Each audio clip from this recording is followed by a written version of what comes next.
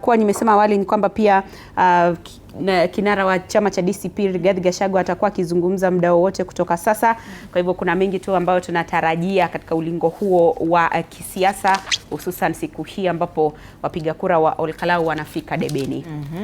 Tumeona wakazi wamefurahia kabisa, they are very ready and energetic, of course, to just get their new member of parliament, and of course you are anticipating that as well, and we'll be keeping you updated. In studio we still have Arnold Maliba and Omulo Jr. We're talking about everything that regards Olkalau by-election, and before we crossed over there, you were on the mic, Maliba. So generally whatever is happening today, and I think that so far we've had a very good day. Truth is that we should actually congratulate the people of Olkalau. What we've seen and experienced in the past is, you look at the people of Olkalau and you actually admire what they can actually do. You guys have actually covered by-election. Of course, there are cases of journalists being attacked today, their phones taken away by people who have got guns. In a by-election, of course, only one side has got guns. Other people do not have that. So, from where we sit today, we know so well that the people of Olkalau have conducted themselves extremely well. They have done so well to keep this election quite peaceful. Apart from that small issue of being provoked by the police, and then of course causing a little bit of problems and then showing up, everything else has actually played out well. I think we should actually, up to this point, it's about an hour too, or rather an hour 20 minutes too. Right. Truth is that the people of Olkalau have actually conducted themselves so well. The people of Olkalau need to be congratulated and given a pat on the back, except Omulo's agents, who are coming in combat and police lorries. And you know, before we crossed over to Olkalau, we were responding to the question of, did it have to wait for a by-election for the people of Olkalau to get some sort of developments, right? They're seeing mattresses that have been branded GOK, right? So did it have to wait for a by-election? Development is good, yes, but the question is, did it have to wait? You know, this government has actually perfected the art of gaslighting even people who are enlightened like journalists. So when Omulo sits here and tells you that this is development, it's working everywhere, show me where people have had 20,000 gas cylinders in a single constituency recently. None. He cannot show you that. Let Omulo show you where the government is drilling boreholes on all marketplaces in one constituency at the moment, and why it's only specific to Olkalau at a time when they have got an election. And he will tell you, just like IEBC, that not all giveaways are bribery and voter treatment. They are gaslighting you to doubt what is truth. You know, your own reality, you know the truth. You have been there and you have seen mattresses, people given mattresses and duvets en masse. You have seen members of parliament. It's captured on video.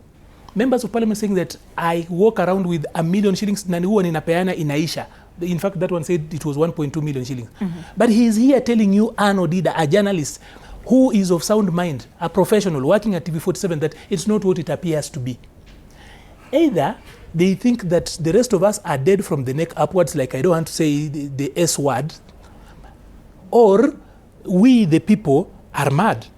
Because we see the industrial level bribing and voter treatment that has actually happened. The only thing we have been hoping, because I know hope is not a strategy, but when sometimes illegality is actually performed, then you hope that somewhere somebody will revolt and tell them the truth.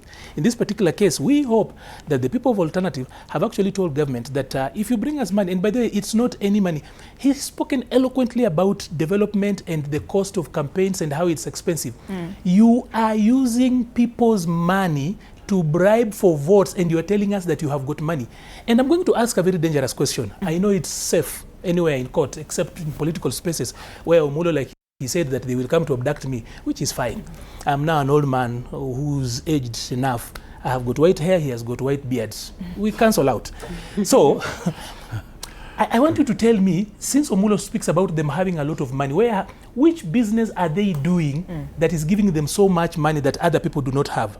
I can even break down. Let's talk about the president. Which is this business that the president does that is actually flourishing so much, that gives him all this money? Ile anaweza kupeana 20 million every Sunday in a church na asichoke.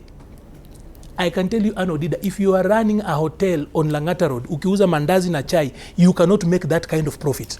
If you had chicken anywhere near my place in Western Kenya, you cannot make that money. We have got established, and by the way, these people who are telling us that they are blessed by God, and God manze, and they are showing this a lot of money here, they are not leading taxpayers with KRA. Kwani hii pesa inaanguka kutoka binguni. So we know that the administration of the day is simply using treasury as a kitty, petty cash. It's their kitty. They are picking money and using it to bribe people. And that's why it's important that voters realize this. Mukiletewa pesa ni yenu.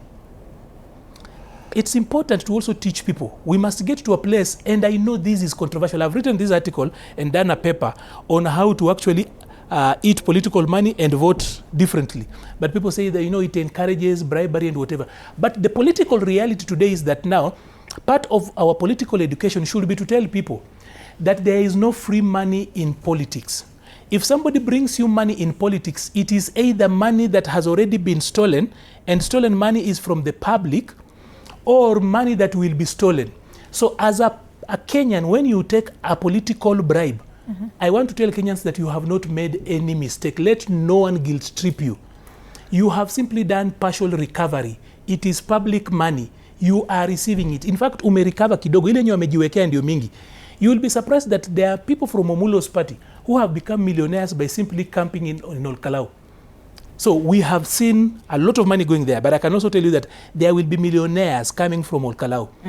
Because now that there is a huge political need to win Olkalau and demonstrate a position, there are political brokers who have been in Olkalau, or I know he knows some, who have been there working for UDA, but they're not working for UDA, they are working for themselves.